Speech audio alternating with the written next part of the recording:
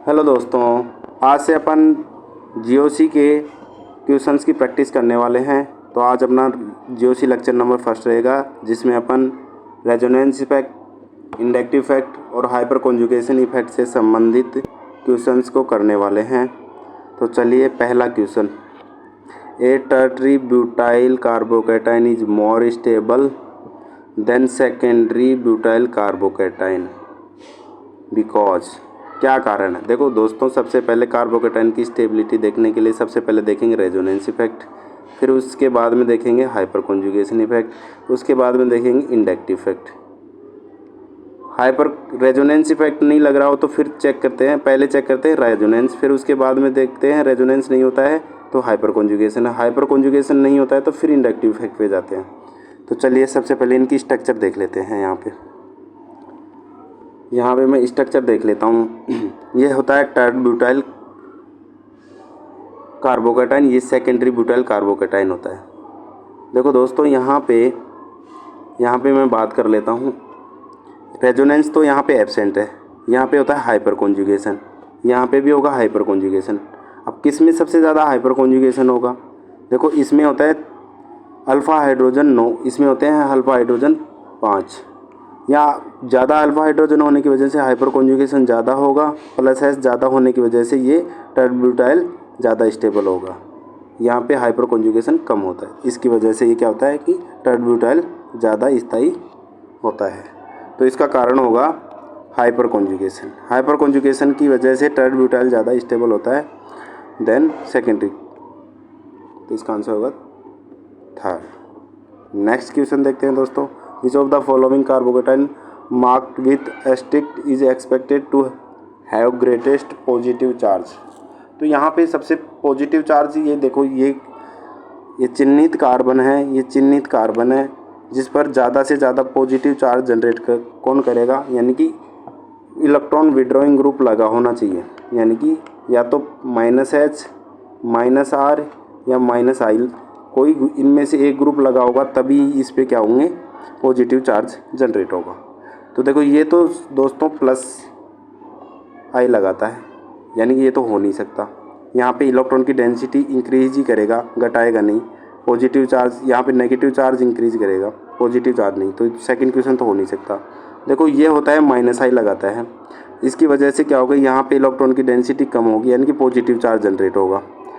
यहाँ पे भी दोस्तों कुछ नहीं हो सकता, +I लगाएंगे ये ग्रुप ही, तो इलेक्ट्रॉन की यहाँ पे भी इलेक्ट्रॉन की कमी नहीं होगी। तो ये क्वेश्चन और ये क्वेश्चन तो हो नहीं सकता। ये क्वेश्चन यहाँ पे ये भी -I लगाएगा, ये भी इलेक्ट्रॉन की डेंसिटी यहाँ कम करेगा, तो इसमें और इसमें हो सकता है। अब इन दोनों की कंपेयर करेंगे अपन इंडक्टिव इफेक्ट की। देखो, Br का इंडक्टिव इफेक्ट कम होता है Cl से, क्लोरीन का इंडक्टिव इफेक्ट ज़्यादा होता है। -I ज़्यादा होने की वजह से यहाँ पे ज़्यादा इलेक्ट्रॉन खींचेगा, तो यहाँ पे फर्स्ट वाले पे पॉजिटिव चार्ज ज़्यादा जनरेट होगा, यानी कि इस पे पॉजिटिव चार्ज ज़्यादा आएगा। फर्स्ट वाले में पॉजिटिव चार्ज ज़्यादा आएगा। तो इसका आंसर होगा दोस्तों फर्स्ट। इस क्वेश्चन का आंसर होगा first. Second question, the correct order of decreasing stability of the following cation. देखो, कैटाइन के लिए सबसे पहले मैंने देखा था ना, R इफेक्ट सबसे पहले देखेंगे, फिर +S इफेक्ट देखेंगे, फिर +I इफेक्ट देखेंगे। देखो, यहाँ पे इस वाले में देखेंगे R इफेक्ट नहीं है, इसमें ओनली +H व +I इफेक्ट होता है। इस वाले ग्रुप में दोस्तों देखो, यहाँ पे ऑक्सीजन के पास लोन पेयर होते हैं जो यहाँ पे डोनेट करते हैं, यानी कि बैक बॉन्डिंग बनाते हैं। R इफेक्ट होता है, +H भी इफेक्ट भी होगा और +I इफेक्ट भी होगा, तीनों इफेक्ट होंगे। इस वाले ग्रुप में मैं बात करता हूँ दोस्तों, तो यहाँ पे होता है R इफेक्ट तो एब्सेंट होता है, रेजोनेंस इफेक्ट नहीं होता, हाइपर कॉन्जुगेशन इफेक्ट होता है, इंडक्टिव इफेक्ट भी होता है। तो सबसे पहले यानी कि रेजोनेंस इफेक्ट वाला आ गया, तो सबसे पहले ये वाला होगा ज़्यादा स्टेबल, +R इफेक्ट की वजह से। फिर उसके बाद में देखेंगे इनमें और इस वाले कंपाउंड और इस वाले कंपाउंड में रेजोनेंस नहीं है। अब हाइपर कॉन्जुगेशन देखेंगे, इसमें भी हाइपर कॉन्जुगेशन है, इसमें भी हाइपर कॉन्जुगेशन है। अब हाइपर कॉन्जुगेशन कौन से में ज़्यादा है ये चेक करना होगा।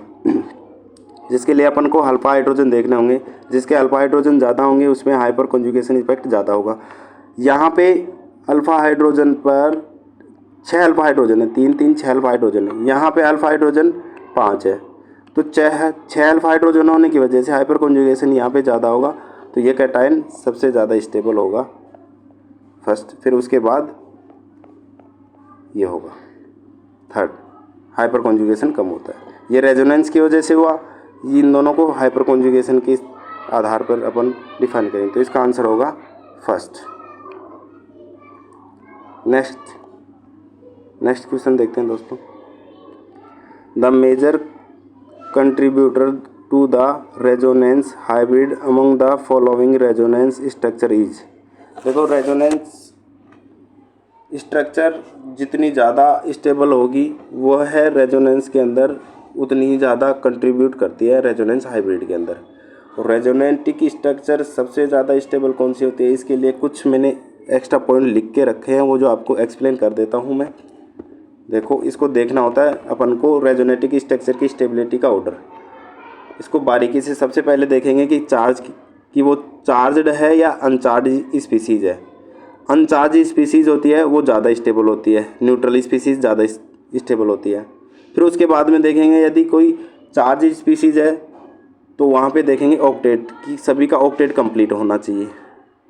ऑक्टेट कंप्लीट वाला ज़्यादा स्टेबल होगी रेजोनेटिक स्ट्रक्चर।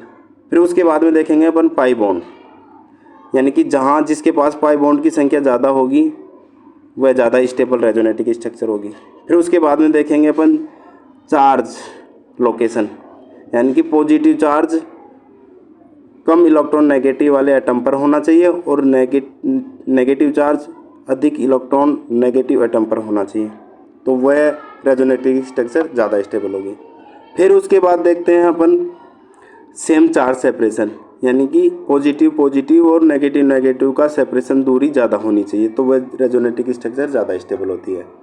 फिर उसके बाद में देखेंगे चार्ज अपोजिट चार्ज क्या होते हैं, कम होने चाहिए, यानी कि पॉजिटिव नेगेटिव चार्ज के बीच का गैप कम होना चाहिए, सेपरेशन कम होना चाहिए। तो अब चलते हैं अपन अपने क्वेश्चन पे।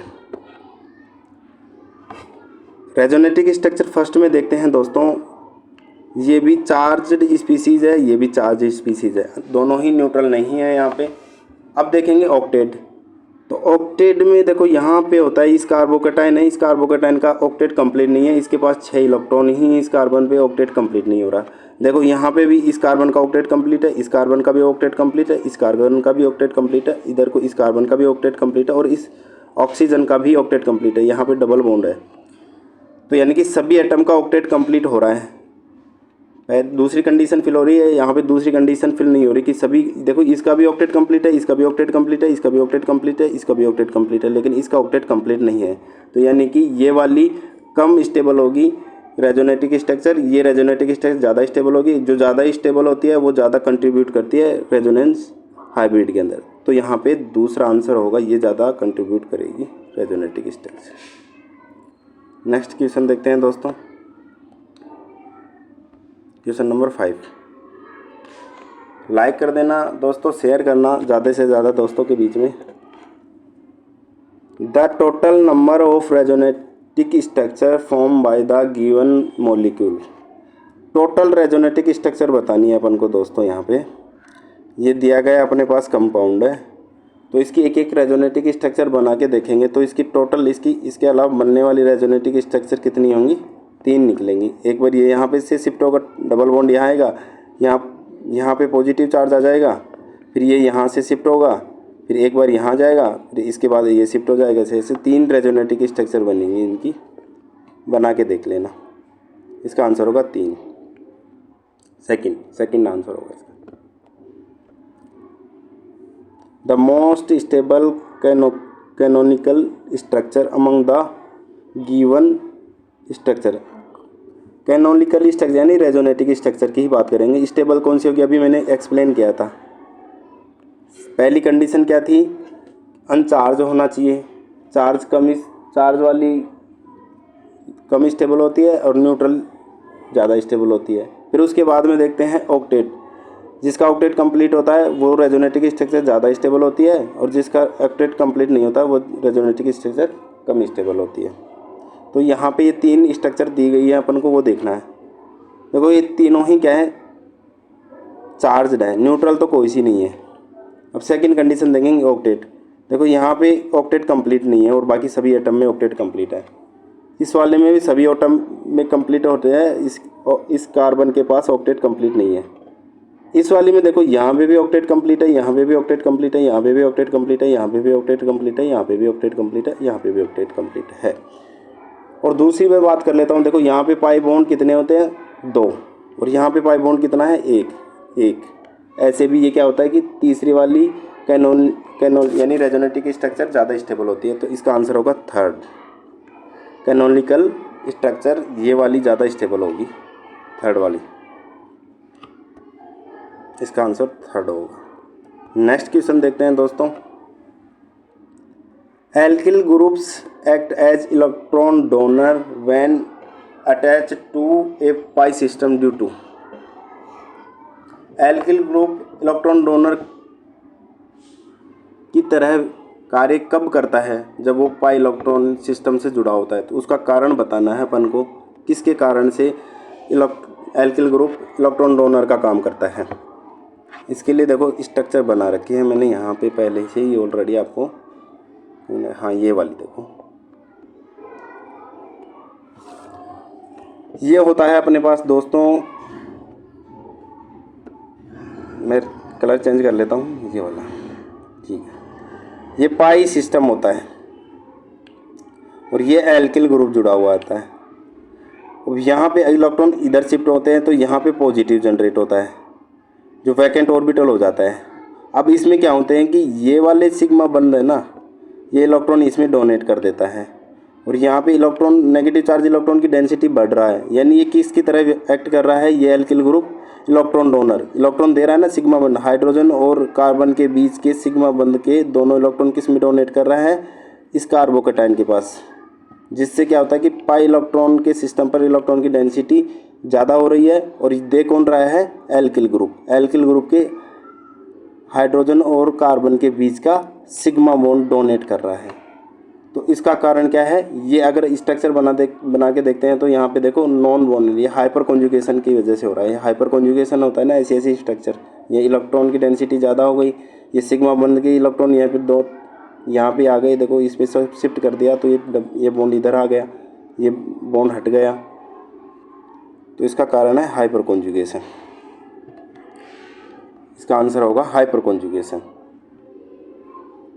4th नंबर का आंसर राइट होगा।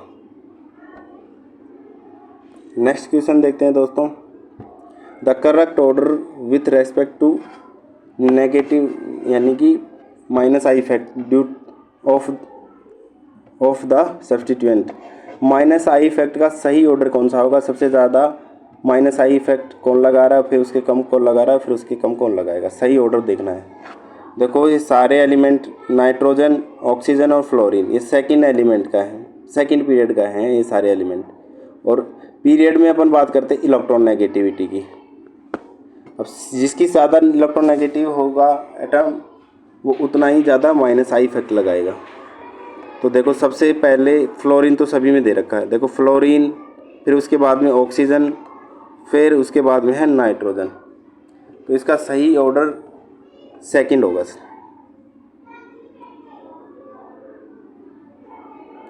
सेकंड होगा इसका सही ऑर्डर सेकंड। ऑक्सीजन देखो सबसे ज़्यादा फ्लोरीन की होती है इलेक्ट्रोनेगेटिविटी, फिर ऑक्सीजन की होती है, फिर उसके बाद में नाइट्रोजन की होती है, तो इसका आंसर होगा सेकंड।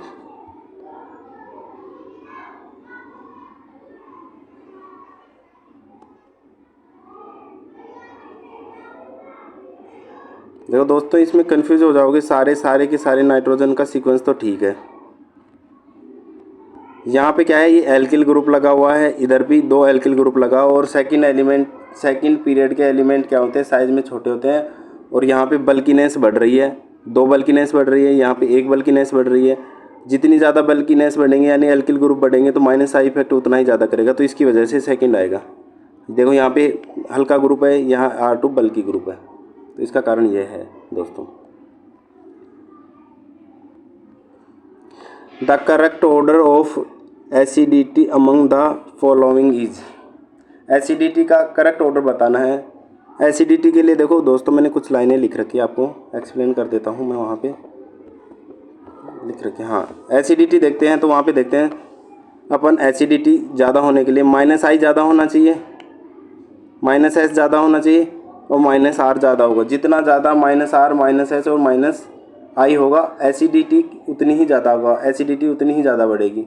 और प्लस आर प्लस एच और प्लस आई जितनी ज़्यादा होगी एसिडिटी उतनी ही कम होगी, फिर डिक्रीज हो जाएगी। तो एसिडिटी ज़्यादा होने के लिए माइनस आई माइनस एच और माइनस आर ज़्यादा होना चाहिए। तो अपन देखते हैं दूसरी बात, यहाँ पे जब माइनस आई की इफेक्ट की बात करते हैं तो DNP रूल लगता है, एक DNP।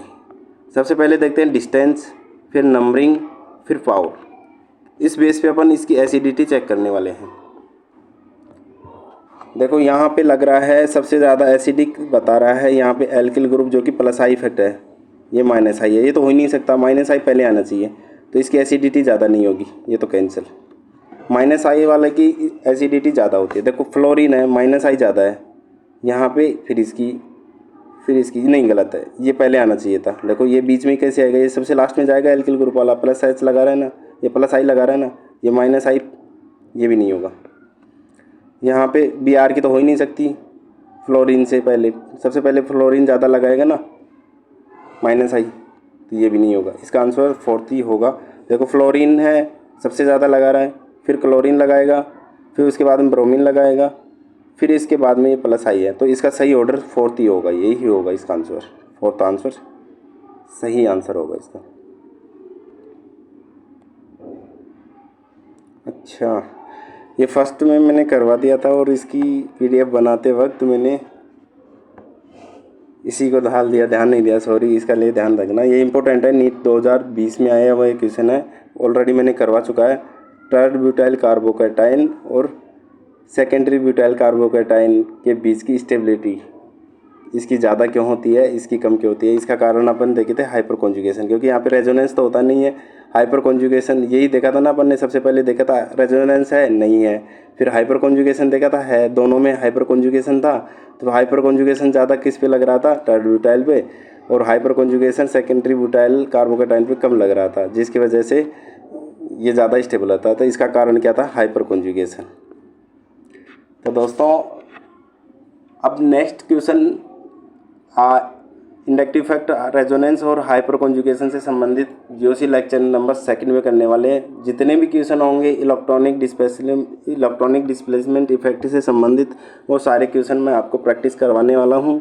हमारे चैनल के साथ आप बने रहिए, दोस्तों के बीच में ज़्यादा से ज़्यादा शेयर करें, लाइक करें और कमेंट करके बताएं कि कैसा लगा वीडियो और किस प्रकार का और क्वेश्चन चाहते हो, इसके बारे में भी आप हमसे डिस्कस कर सकते हैं और कमेंट के नीचे कमेंट में लिख करके हमको बता सकते हैं।